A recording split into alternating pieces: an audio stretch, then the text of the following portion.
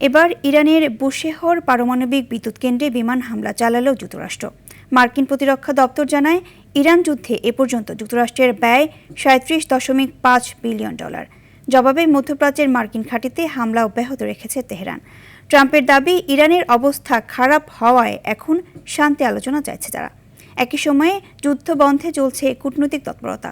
আরও জানাচ্ছেন ইমতিয়াজ আহমেদ। টানা 11তম রাত ইরানে বিমান ও ক্ষেপণাস্ত্র হামলা করেছে যুক্তরাষ্ট্র।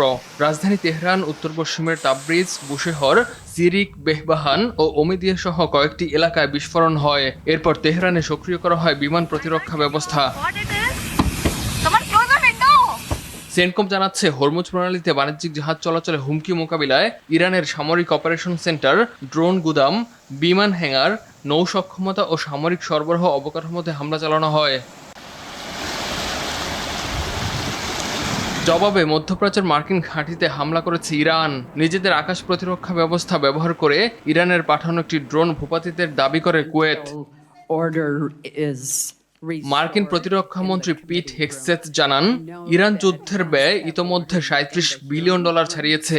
নতুন করে অতিরিক্ত $90 বিলিয়ন বরাদ্দ চেয়েছে পেন্টাগন। এ নিয়ে কংগ্রেসে ডেমোক্রেট সদস্যদের জেরার মুখে পড়েন হেগসেথ।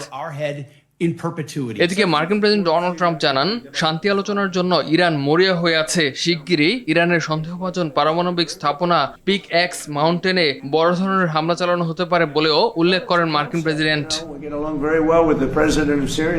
জবাবে ইরান সতর্ক করে বলছে, পারমাণবিক স্থাপনায় হামলা হলে মধ্যপ্রাচ্যের পুরো অঞ্চলে মার্কিন ঘাঁটিগুলো গুঁড়িয়ে দেওয়া হবে।